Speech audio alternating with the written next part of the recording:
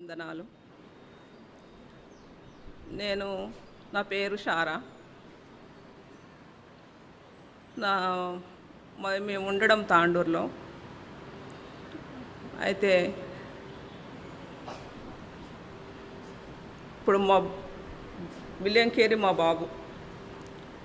అయితే మాకు మ్యారేజ్ అయింది. మ్యారేజ్ అయినాక కొన్నిసార్లు దేవుడు కోత విస్తారంగా ఉంది, పనివారు కొద్దిగా ఉన్నారు, పనివారి కొరకు వేడుకోమని ప్రతిసారి దేవుడు మాట్లాడేవాడు నాతో. అయితే ఏం చేయాలి ప్రభువా, కోత విస్తారంగా ఉంది, పనివారు కొద్దిగా ఉన్నారు అంటున్నావు, మరి మేము ఏం చేయాలంటే మీరు నా ద్రాక్షంలోకి వచ్చి పని చేయాలన్నప్పుడు, ప్రభువా అది మీ చిత్తం అయితే మేము పని చేస్తాము, మీ సేవకే మేము సేవలోనే ఉంటాం, సమర్పించుకుంటా ప్రభువా అని, మీరు నడిపించిన మార్గంలో నేను నడుచుకుంటా ప్రభువా అని ప్రార్థన చేసుకుంటా అట్లా వచ్చిన. మా బ్రదరు దారు రత్నం బ్రదర్ అంటే గుర్తుపడతారు చాలామంది. అట్లా మా మ్యారేజ్ అయినాక ఇంకా కోత విస్తారంగా ఉందని ప్రతిసారి దేవుడు మాట్లాడుతూ ఉంటే మరి మేము కూడా సేవకు సమర్పించుకున్నాము. కొడంగల్ దగ్గర పర్సాపూర్ అనే సంఘంలో మేము సేవ చేస్తూ ఉన్నాం. మాకు 5 మంది బిడ్డలు. ఫస్ట్ విలియం కేరీ, తర్వాత 3 ఆడపిల్లలు, మళ్ళీ తర్వాత ఒక బాబు. అయితే నేను ఏమని ప్రార్థన చేసుకున్నా అంటే ఇంకా మేమున్నది కూడా సేవలో సరిపోతలేదేమో, ప్రతిసారి దేవుడు కోత విస్తారంగా ఉంది, పనివారు కొద్దిగా ఉన్నారు, పనివారి కొరకు వేడుకోమని పలుమార్లు దేవుడు మాట్లాడుతూ ఉంటే ఇంకా నేను ఒక ప్రార్థన చేసుకున్నా. మధ్యలో రావద్దు, పాట పడితేప్పుడు రండి. అయితే ఏమని ప్రార్థన చేసుకున్నా అంటే, ప్రభువా మ్యారేజ్ అయింది కదా, మరి ఒక బాబునిస్తే నేను మీ సేవకు సమర్పించుకుంటా అని ప్రార్థన చేసుకున్నా. ఎందుకంటే మొట్టమొదటి సంతానం దేవునికి ఇవ్వాలి కాబట్టి నేను అట్లా ప్రార్థన చేసుకున్నాక తర్వాత దేవుడు నాకు బాబునిచ్చిండు. అయితే విలియం కేరీ భక్తుడు చాలా మంచి సేవ చేసిండు కదా అని ఇంకా ఆయన అంటే ఆ భక్తుని పేరు పెడితే మా బాబుకు బాగుంటుంది అనుకున్నా. అట్లే మేము సంవత్సరం దాకా ప్రార్థన చేసి ఆయనకు విలియం కేరీ అని పేరు పెట్టినాము. ఆ తర్వాత ఇంకా నేను బాబు పుడితే సేవకు సమర్పించుకుంటా అని చెప్పినాయి కదా. అయితే నేను ఇంకా కొంచెము ఆయన స్కూల్కి పోతూ ఉండు. అప్పుడు 10th క్లాసు, 7th, 8th క్లాసులు ఉన్నాడు. చిన్నప్పుడు 5 సంవత్సరాల లోపు మా బల్లార్షల, మా సొంత ఊరు బల్లార్ష కాబట్టి ఇంకా 2 డెలివరీకి నేను వెళ్ళినప్పుడు మా బాబు ఒక 4-5 సంవత్సరాలు ఉన్నాడు. అక్కడ మందిరం కట్టబడుతూ ఉంటే పెద్దోళ్ళందరూ పోయి ఇటుకలు ఇస్తూ ఉన్నారు కట్టడానికి. ఆ టైంలో మా విలియం కూడా పోయి పెద్ద ఇటుకలు ఆయనకి చేతనైతే లేవు. ఆ పలిగిపోయిన ఇటుక తీసుకొని, అంకుల్ ఇటుక తీసుకోను అక్కడ అంటాడు. అటు చిన్నగా ఉన్నాడు. ఇంకా మా బల్లార్చ సేవకుడు మూర్తన్న ఆయన ఏం చేసిండంటే, ఇప్పుడు ఇంత చిన్నగా ఉన్నాడు, మరి ఇటుక ఇస్తుండు చూడు నాకు, వీడొక దేవుని మందిరంలో కట్టబెట్టప్పుడు, వీడు ఇంత చిన్న వయసులో దేవుని మందిరం కట్టబెట్టప్పుడు పని చేస్తుండు, వీడు ఎందుకు ఉండొచ్చు అని అనుకుని నేను మొక్కుబడి చేసుకుంది అయితే సేవకు సమర్పించుకుంటా అన్నా కదా అని నా మనసులో ఉంది. అయితే అన్నాడు, ఆ ఇటుక తీసుకొని వాడిని ఎత్తుకొని ముద్దు పెట్టుకొని, షారా వీడు రాబో దినాల్లో పెద్ద సేవకుడు అవుతాడురా, వీని కొరకు బాగా ప్రార్థన చేయి అన్నాడు. అంటే నేనైతే ప్రతిసారి మా మ్యారేజ్ అయినప్పటి నుండి సేవ కొరకు కోత విస్తారంగా ఉంది, పనివారు కొద్దిగా ఉన్న, పనివారు ఒక్కొక్క పెడుకోమంటుండు. ఆల్రెడీ మేము సేవలో ఉన్నాము. మా సంఘం చిన్నది. ఇంకా సంఘంలో ఎట్లుంటుందంటే అంత పెద్ద ఆదాయం ఉండదు, చిన్న సంఘం. పిల్లలు చూస్తే 5 మంది. వాళ్ళ ఎడ్యుకేషన్లో ఎట్లా మేము కొనసాగించాలి ప్రభు అంటే ప్రతిసారి పొద్దుమికి కుటుంబ ప్రార్థనలో మనతో ప్రార్థన చేయించేవాళ్ళం. మన పరిస్థితి, మన సంఘం చిన్నది బేట, మన అవసరతల కొరకు మనం ప్రార్థన చేస్తే దేవుడు సాయం చేస్తాడు అని పిల్లలందరితో ప్రార్థన చేయించేదాన్ని. చేపించటోళ్ళు. అట్లా ప్రార్థన చేసుకుంటా సేవలో తండ్రికి పొద్దున లేచి అన్ని పనులు చేసేవాడు. ఒక ఆడపిల్ల కూడా చేయదేమో అనిపిస్తుంది, అంత విధేయత. చిన్న చిన్న పనుల కాడ నుండి మేము పడుకొని లేచే వరకు వాడు మా దగ్గరికి బెడ్ దగ్గరికి టీ తెచ్చియాలి, నీళ్ళు పట్టాలి, కూరగాయలు తీసుకురావాలా, పాలు తీసుకురావాలా, అన్ని పనులు చేయాలి. మళ్ళీ స్కూల్కి వెళ్ళి రావాలి, మన బాధ్యత ఏందో అదంతా చూసుకోవాలి. అట్లా అణిగి ఉండేవాడు. 5 సంవత్సరాల లోపే మందిరం కిటకేస్తే వీడు రాబోతున్న పెద్ద సేవకుడు అవుతాడు, ఆ సేవకుడు ఇట్లా చెప్పేసిండు. నేనైతే మొక్కుబడి చేసుకున్నాను, నేను ఇస్తా దేవునికి. కానీ అట్లా ఇంకా 8th క్లాసు 9th క్లాసు ఒక 10th వరకు వచ్చిండు. 10thలో ఒక ట్యూషన్ చెప్తే స్కూల్లో మంచి మార్కుతో పాస్ అవుతాడు కదా అని చెప్పి ట్యూషన్ పోబెట్టా నువ్వు, మళ్ళీ అంటే స్కూల్ అయిపోయినాక ట్యూషన్కి వెళ్ళిపో, ట్యూషన్కి పోయి మంచిగా చదువుకో, 10thలో పాస్ అవుతావు అని చెప్పాను. అంటే వాడు ఎందుకో కానీ మందిరం అంటే దేవుని పని అంటే ఎంత ప్రీతి అంటే అంత ప్రీతితో పరిగెత్తి పని చేసేవాడు. కఠినంగా అంత భారమైన పని అయినా కానీ వెళ్ళిపోయి చేసేవాడు. మాకు చెప్పేవాడు కాదు అస్సలు. దేవుని మందిరంలో ఊడవడము, కడగడము, దేవుని మందిరంలో రిపేర్ ఉందంటే చిన్న తెలియని వయసులో ఆ కరెంటు పని కానీ వాటర్ ఏదైనా చిన్న పని పట్టించుకొని చేసేవాడు. అట్లాంటి పని చేస్తూ ఉండేవాడు. 10thలో ట్యూషన్ పోమ్మంటే పోయేది కాదు.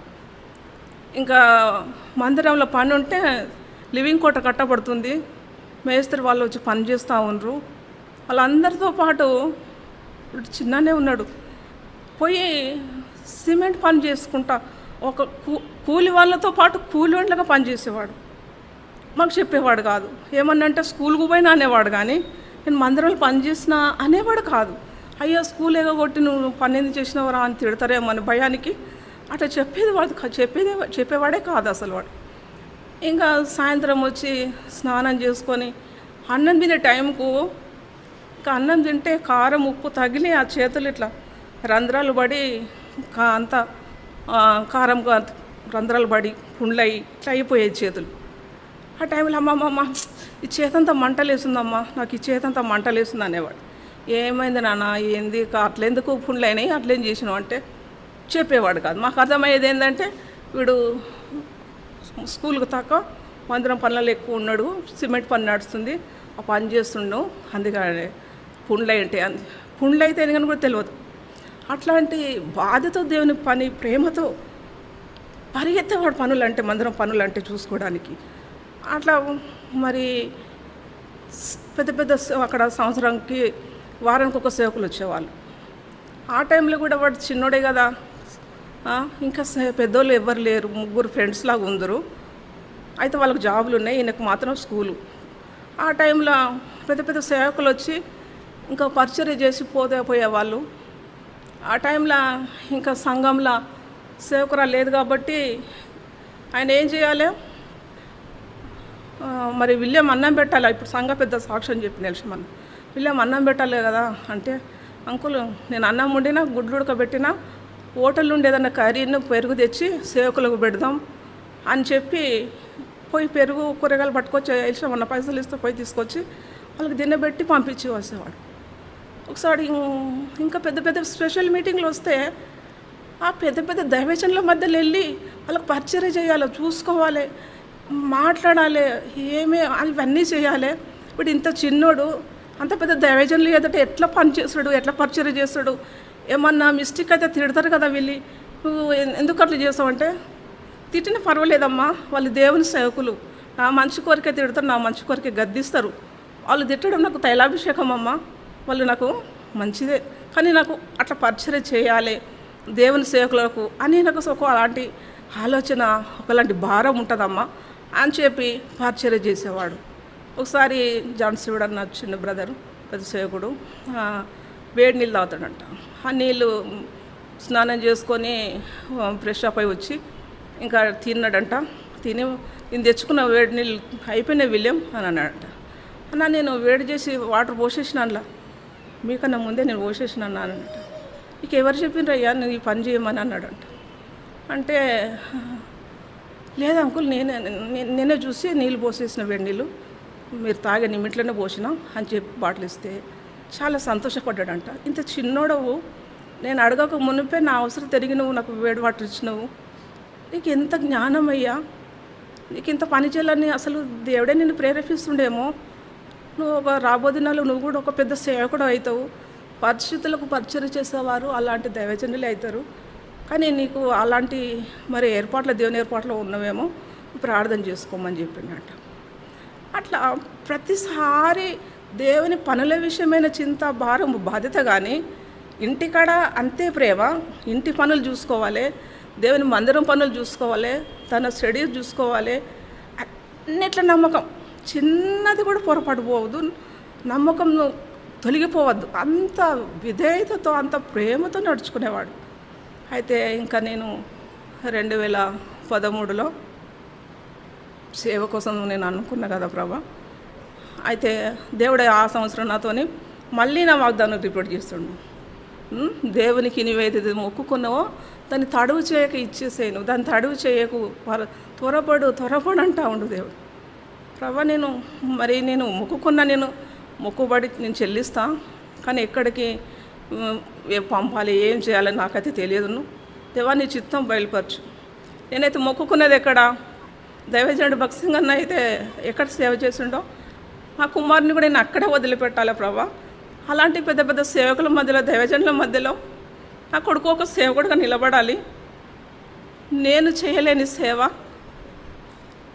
నా కొడుకు సంపూర్ణం చేయాలి అని చెప్పి నేను ప్రార్థన చేసుకున్నా. అప్పుడు ఆ సంవత్సరము యెహోవాకు ధూపం వేయవారు అశ్రద్ధ చేయకూడనే మాట యూత్ క్యాంపులో వచ్చింది. అంతకన్నా ముందు లెటర్ ఇచ్చి వచ్చి, నేను లెటర్ ఇచ్చేసి రాబేట, ఎక్కువ రోజులు పెట్టొద్దు అంటుండు దేవుడు, నన్ను తొందర పెడుతుండు, నేను సేవకు సమర్పించకుండా మొక్కుకున్నా, నన్ను ఇప్పుడు ఇంకా తొందర పెడుతుండు, నువ్వు వెళ్ళి లెటర్ ఇచ్చేస్తారా అని. సరే అని ఒకసారి ఇచ్చి వచ్చిండు, మళ్ళీ రెండోసారి కూడా ఇచ్చి వచ్చిండు.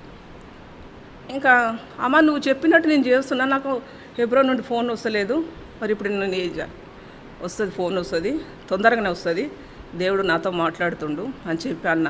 అంటే ఇంకా ఆ సంవత్సరము ఏమొచ్చిందంటే దేవుడు తనతో కూడా మాట్లాడిండు. ప్రభా నేను హెబ్రోన్కు సేవకు సమర్పించుకుంటా అన్నా కదా, మరి ఇంకా నేనైతే మొక్కుబడి మీరు ఎప్పుడు తీసుకెళ్తే నేను ఓకే నీ చిత్తానికి లోబడతా ప్రభా, పంపిస్తా అని అనుకున్నా. అయితే ఈయన హెబ్రోన్కు ఇంకా రాలేదు. అయితే కొద్ది రోజుల తర్వాతనే ఒక 1 month కూడా కాలేదేమో, అంతలోపే హెబ్రోన్ నుండి ఫోన్ వచ్చింది. ఫోన్ వస్తే అప్పుడు ఏమైందంటే, తాండ్రు మందిరంలో సేవకుడు లేడు కాబట్టి విలియంది చాలా అవసరం ఉంది, మీరందరూ హెబ్రోన్కు విలియంను పంపిస్తానంటారంట బ్రదర్, మీ బాబుని పంపొద్దు, మా సంఘంలోనే సేవకునిగా పెట్టుకుంటాం మేము, ఆయనకు జీతం కావాలని ఇప్పిస్తాము, సెల్ కావాలని ఇప్పిస్తాము, మందిరంలో అంతా ఆయన చూసుకోవాలి, ఆయన లేకుంటే మాకు నడవదు, సేవకుడు లేడు అని సంఘ పెద్దలు వచ్చి మాట్లాడినారు. అంటే మా బ్రదర్ ఏమంటే, ఇంకా సంఘ పెద్దలు వచ్చి అడుగుతుంది కదా, పెడదాంలే ఇక్కడే కొద్ది రోజులు, సంఘంలో వాడబడతాడు, మన ఇంట్లో కూడా వాడబడతాడు అని అన్నాడు.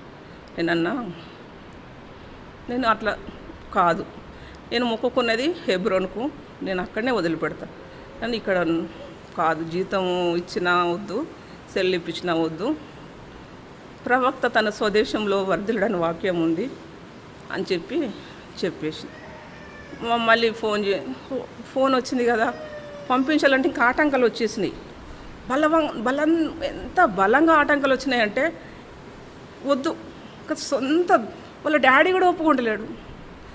ఎందుకంటే ఇంకా మనకు సేవలో సంఘంలో అవసరం ఉంటుంది, ఇక్కడ ఉంది కదా, నువ్వు ఎందుకు అట్లా మొండిపోట పడుతున్నావు, ఉండనిలే అంటే నేను ఒప్పుకోలే. ఆ టైంలో ఒకటేసారి ఎప్పుడైనా కానీ సేవలో హెబ్రోన్ నుండి ఫోన్ రావడము చాలా అరుదు, చాలా కష్టం హెబ్రోన్ నుండి ఫోన్ రావడం. ఆ టైంలో ఒకసారి వచ్చింది, ఏమని వచ్చిందంటే, ఒక జత బట్టలు పెట్టుకొని బ్యాగ్ పెట్టుకొని ఇంకా బాబుని తీసుకొని రావాలి, స్థానిక సేవకుడు ఎవరో అని చెప్పి వచ్చింది. ఆ టైంలో ఇంకేం చేసినాము, స్థానిక సేవకుడు లేడు, ఆ సండే మిస్ అయింది, ఇంకా మళ్ళీ రాదు, చాలా లేట్ అవుతుంది, వస్తుందో రాదో కూడా నమ్మకం లేదు అని చెప్పి నాకు తెలుసు. ఆ టైంలో నేనేం చేసిన ప్రభా, నువ్వు మొక్కుకోమన్న మొక్కుబడి మొక్కిస్తుంది, నేను చెల్లిస్తాను, నేను మాట ఇచ్చిన, నువ్వేం తడవు చేయకంటున్నావు, నేను తడవు చేయను. ఎప్పుడో నుండి ఫోన్ వచ్చింది, మీ చిత్తాను అది మీ చిత్తమని నమ్ముతా. అయితే మా బాబుని పంపుదామంటే ఇలాంటి భయంకరమైన ఆటంకులు వచ్చినాయి. వాళ్ళ డాడీ ఒప్పుకున్నప్పుడు నేను ఒక్కదాన్ని నేను ఎట్లా చేయాలి, నేను ముందుకు వెళ్ళాలి ప్రభా, నా ధైర్యం సరిపోదు, నా శక్తి సరిపోదు.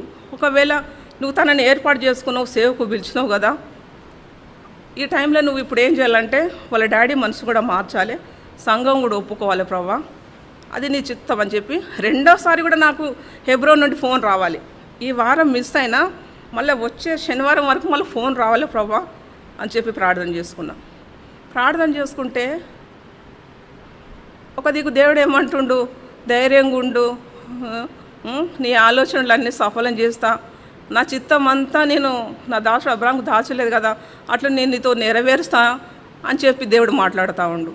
సరే ప్రభా అని వారం అంతా ప్రార్థనలో, ఉదయం నైటు రాత్రి పగలు ప్రార్థన. ఎందుకంటే ఈ సేవకు ఆటంకం ఇది వచ్చింది, దీన్ని తొలగించాలి, దీన్ని దూరం చేయాలంటే ప్రార్థన శక్తి చాలా బలంగా అవసరం కదా అని చెప్పి నేను బాగా ప్రార్థన చేసుకుంటా వచ్చిన. మళ్ళీ శనివారము మళ్ళీ రెండో వారంలో ఫోన్ వచ్చింది, హెబ్రోన్ నుండి ఫోన్ వచ్చింది. ఇంకా అప్పుడు సంతోషం అనిపించింది, ప్రవ్వా నువ్వెంత దయగల దేవుడవు, నేనైతే విశ్వాసం అంత బలమైందని కాదు, నా ప్రార్థన శక్తి ఎంతటిది అని చెప్పి, నువ్వు ఎంత దయగల దేవుడవు, నా ప్రార్థన విన్నావు, నా ప్రార్థన జవాబిచ్చినావు, అసాధ్యమైందని నువ్వు సాధ్యపరిచినావు, తిరిగి రెండోసారి కూడా ఫోన్ రావడానికి నువ్వు సాయం చేసినావు ప్రభా అని చెప్పి చాలా సంతోషంతో నేను ప్రార్థన చేసుకున్నా. ఇంకా శనివారము మా ఇంట్లో ప్రతి వారం ఫాస్టింగ్ ప్రేయర్ ఉంటుంది, సేవకులం కాబట్టి ఆల్-నైట్ ప్రేయరు, ఫాస్టింగ్ ప్రేయర్ ప్రతి ఉంటాయి. అవి చేసుకుంటా ఉంటే ఇంకా ఆ టైంలో శనివారము మళ్ళీ ఇంకా మండే తీసుకురమ్మన్నారు మా బాబును. తీసుకురమ్మంటే ఇంకా సండే పరిచర్య అది అయిపోయింది, మళ్ళీ వచ్చి ఇంట్లో యథావిధంగా ఉన్నాం. ఇంకా మండే తీసుకుపోవాలి అక్కడ సేవకులు. అదే విలియంకి ఎప్పుడైతే ఫోన్ వచ్చిందో హెబ్రోన్ నుండి, అదే వారంలో స్థానిక సేవకుడు వచ్చిండు అక్కడికి. దేవుని ఏర్పాటు ప్రతి విషయంలోనే కనబడతా ఉంది, నెరవేరుస్తూ ఉంది. అప్పుడు సేవకుడు వచ్చిండు, ఆయన కొత్తగా వచ్చిండు. అన్న మా బాబును హెబ్రోన్లో విడిచేయాలి, అక్కడ నుండి ఫోన్ వచ్చింది అని చెప్పిన. అంటే సరే బ్రదర్ నేను వెళ్ళి విడిచిపెట్టి వస్తా సిస్టర్ అని అన్నాడు. నాతో మాట్లాడినాం. సరే విడిచిపెడతాన్నాడు కదా అని. ఇంకా వాళ్ళ డాడీది కన్ఫర్మ్ కాలే, పంపాలా పంపకూడదు అని ఏం డిక్లేర్ చేస్తలేడు. ఇంకా రాత్రంతా మళ్ళీ ప్రార్థనలో కూర్చున్నా. ప్రార్థనలో అందరు తిని పడుకుని, ఫ్యామిలీ ప్రేయర్ అయిపోయింది, ప్రార్థనలో కూర్చున్నా. అందరూ పడుకున్నారు కానీ నేను పడుకోలే. ఆ రాత్రి అంతా 1 అయింది, 2 అయింది, 3 అయింది, 4 అయింది. ఇంకా 3 అయిపోయింది, ఇంకా 4, 5 మాకు దగ్గర 6 గంటలకు ట్రైన్ ఉంటుంది. ఆ టైంలో ఇంకా 4 అవుతుంది. అప్పుడు దేవుడు నేను ఏమని ప్రార్థన చేస్తున్నంటే, ప్రవ్వా ఒకవేళ మీ చిత్తం అయితే వాళ్ళ డాడీ కూడా ఒప్పుకోవడానికి సాయం చేయి, తాను ఇంకా పంపిస్తాను నేను లేచి అని చెప్పి పంపాలి, తన నోటితో చెప్పాలి వాళ్ళ డాడీ అని చెప్పి అట్లా ప్రార్థన చేసుకున్నాం. ప్రార్థన చేసుకుంటే దేవుడు ఏం చేసిండు, ఇంకా నేను 3 అయిపోయింది, 4 అవుతుంది. ఆ టైంలో ఇంకా లేచి సరం విలియంను మనం హెబ్రోన్కి పంపుతా అన్నాం కానీ దేవుడు నాతో మాట్లాడతాడు, ఇంక పంపిస్తామని చెప్పి అన్నాడు. సరే ఇది దేవుని చిత్తము కదా, వాళ్ళ డాడీ కూడా ఒప్పుకున్నాడు కదా అని చెప్పి ఇంకా నేను సంతోషంతో ప్రార్థన చేసుకున్నాం. క్యాలెండర్ వాక్యాలు చూస్తే ఇంకా నీ పాలు నీ శ్వాసం నేను నీతో చెప్పింది నెరవేర్చే వరకు విడవను అని ఇట్లా వాగ్దానాలు ఉన్నాయి. ఆయన సేవ వాగ్దానం ఏంటంటే మోషేకు తోడైనట్టు నేను నీకు తోడే ఉంటా అన్నాడు. 2010లో బాప్తిసం తీసుకున్నాడు. ఇక 14లో ఇక్కడికి వచ్చేసాడు.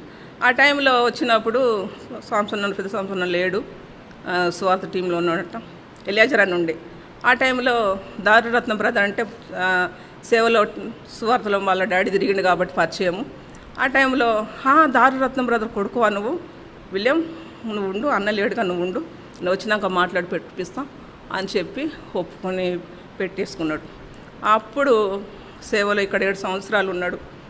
దేవుని సేవకుల మధ్య వచ్చినప్పుడు నాకు తల్లిదండ్రిగా మీరిద్దరే కానీ నాకు ఆత్మీయమైన తల్లిదండ్రి, అన్నదమ్ములు, అక్కచెల్లెలు చాలామంది ఉన్నారమ్మా. అలాంటి మంచి స్థలానికి నువ్వు తల్లిగా ప్రార్థన చేసి నీ మొక్కుబడి చెల్లించుకొని హెబ్రోన్ పంపించినావు. అది దేవుని ఏర్పాటమ్మా, దేవుని చిత్తంలోనే దేవుడు నన్ను కూడా సేవలో నిలబెట్టుకుంటుండు, చాలా సంతోషం ఉంది అన్నాడు. 7 సంవత్సరాల తర్వాత వేరే ఊరికి ముసలేరు అనే ఊరికి పోయిండు. అక్కడ పల్లెటూరు, గడ్డి గుడిసెలాగా చిన్న గుడిసె, విస్తారమైన పాములు, తేళ్ళు. ఆ టైంలో ఫస్ట్ సారి ఇంత పెద్ద జనాంగాన్ని నేను ఇచ్చి ఇప్పుడు నేను మళ్ళీ ఒక్కడిగా ఉండి సేవ చేయాలంటే అక్కడికి పంపిస్తారమ్మా. ఆ ప్లేస్ కూడా అంత బాగలేదు, చూసి వచ్చిన నేను. చాలా పాములు, తేళ్ళంట, ఇంకా మాత్రం ఏమేమో అన్నీ చెప్పేవాడు. నన్ను అవన్నిటి వైపు చూడకు, దేవుని వైపు చూడు. పిలిచిన దేవుడు నమ్మదగినవాడు, ఆయన వైపు చూసి నువ్వు ముందుకు సాగు. నువ్వు ఒంటరివాడు కాదు, నీతో ఉన్నవాడు నీ దేవుడు అని యెహోవా అని దేవుడు నాతో మాట్లాడిండు. నేను లేను, సంఘాలు మీ వాళ్ళు లేరు, నీతో సేవ చేసేవాళ్ళు లేరు, ఎవరు ఉండరు, కానీ దేవుడు మాత్రం ఎప్పటికి ఉంటాడు బేట, నువ్వు సంతోషంగా వెళ్ళిపో అంటే ఇంకా వెళ్ళిపోయి అక్కడ ఉన్నాడు, ప్రార్థన చేసిండు. పాముల తెల్ల మధ్యలో కూడా చాలా సంతోషంగా ఉన్నాడు. ఆ తర్వాత జహరాబాద్లో నేలక సంఘానికి వచ్చిండు. ఇంకా కొన్ని సంఘాలు చిన్న చిన్న స్థలాలు తిరిగిండు. దేవుని కొరకు నమ్మకంగా అట్లా వాడబడ్డాడు. ఆ తర్వాత మ్యారేజ్ కొరకు కూడా ఆ సంవత్సరం 10 మంది, కరోనా సమయంలో 10 మంది సేవకుల మ్యారేజ్లు జరుగుతూ ఉన్నాయి. అందరికీ ఏర్పాటైంది, కానీ మా విలియంకి మాత్రము కొంచెం ఆలస్యమైంది. ఆ టైంలో అమ్మ 7 సంవత్సరాలు అయింది, నేను ఒంటరిగా సేవ చేస్తున్న ఒక్కరిని, నాకు ఒక్కడిని ఉండబుద్ధి అయితే లేదు అని అన్నాడు. అంటే దేవుడు నీకు తోడునిస్తాడు, ఆదాముకి ఇచ్చిన దేవుడు తోడు నీకు ఇయ్యడా, నీకు తోడు కూడా ఇస్తాడు. ఈ సంవత్సరం నీ మ్యారేజ్ అయిపోతుంది బేట, నువ్వేం చింత చేయకు, 10 మంది సేవకులతో నీది కూడా అయిపోతుంది అని చెప్తే ఆ టైంలో ఇంకా ప్రార్థన చేసుకున్నాం. అందరికీ క్లియర్ అయింది, కానీ వీళ్ళకి క్లియర్ కాలే. అప్పుడు దేవుడు నాతో ఏమని మాట్లాడుతుండంటే, ఆయన వారితో కూడా నడిచాను, మీకు సమాధానం కలుగును కాక, పైనుండి శక్తి వచ్చే వరకు పట్టణంలో నిలిచి ఉండే అని చెప్పి అది లూకాసు 24లో మాట్లాడిండు. ఇంకా ఆ అమ్మాయి ఆలస్యం అవుతా ఉంది, అయినా కానీ ధైర్యంగా ఉండు, నీకు మ్యారేజ్ అవుతుంది, ఏం ఆగిపోదా, అమ్మాయి ఈసారి ఆగిపోతే మళ్ళీ చాలా సంవత్సరాలు పడతాయి అని చెప్పాడు. అట్లా దేవుడు ఆ సంవత్సరం ఏం చేయగా తన వాగ్దాన ప్రకారంగా 10 మంది సేవకులు కూడా తన మ్యారేజ్ అయిపోయింది. మరి ఇంకా క్లియర్ కాలేదు, అమ్మాయి పేరు బావు పేరు రాసుకోవాలంటే ఏం పేరు చెప్పాలమ్మా, అమ్మాయి పేరు కార్డు మీద రాయించాలంట, అంకుల్ వాళ్ళు ప్రార్థన చేస్తారంట నా కొరకు అన్నాడు. ఏం లేదు బెట్ట, అమ్మాయి పేరు వేస్తారు, అమ్మాయి ఉంది, అయితే టైంకి తీసుకొస్తాడంట, నువ్వేం టెన్షన్ అవ్వడం చింత చేయకని అన్నప్పుడు అట్లా టైంకు ఇంకా అనుకోకుండా మేము వెళ్ళి మదనపల్లికి సేవకురాలు అక్కడ ఉన్నారు, ఇంకా అమ్మాయిని చూసి వచ్చినాము. అమ్మాయి పేరు మాకు ముందే డిక్లేర్ చేసిండు, అమ్మాయి పేరు ఎస్తేరని. ఇంకా వాళ్ళిద్దరు మ్యారేజ్ అయిపోయింది. కొన్ని స్వార్థలు జైరాబాద్లో చాలా సంఘం డేంజర్గా ఉండే, ఆ స్థలాల్లో కూడా దేవుడు ఆయనను కాపాడిండు. ఇంకా కొన్ని స్థలాలు భయంకరమైన స్థలాలు కూడా దేవుడు తనను కాపాడుకుంటవచ్చు. మోషేకు తోడే ఉన్నట్టు నేను నీకు తోడే ఉంటా అని చెప్పిన వాగ్దానాన్ని ప్రతి క్షణం దేవుడు నెరవేర్చుండు. ఆయన ఎంతో పిరికివాడు, ధైర్యం లేదు, జ్ఞానం లేదు, ఎన్నెన్నో బలహీనతలున్నా పిలిచిన దేవుడు మాత్రం నమ్మకంగా నిలబెట్టుకొని వచ్చినాడు.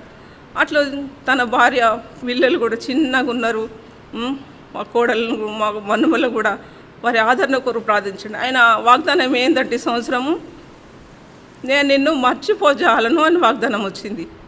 ఆ వాగ్దానం చూస్తే మర్చిపోయే పరిస్థితులు ఏమన్నా ఎదురైతాయేమో అని నాకు అనిపిస్తుంది, కానీ తనకు మాత్రం నేను ధైర్యం చెప్పినప్పుడు అమ్మ ఇంత నాకు బాగలేదు కదా, ఆ అది ఆ సంఘంలో పిడిసి వచ్చి జ్వరం వచ్చి పడ్డ టైంలో హాస్పిటల్కి వేసుకొస్తే డాడీ నాన్న అమ్మ అని అరుస్తుండ అంట. అరే వీళ్ళు అంబులెన్స్ వేసుకొచ్చి హాస్పిటల్ జాయిన్ చేసిండ్రు, ఆడ కొంచెం బాగా అయిండు, మళ్ళీ ఇడికి వచ్చిండు, ఈడ బాగాలేకుంటే ఆయన చనిపోతాడు అనేది లేదు మాకు.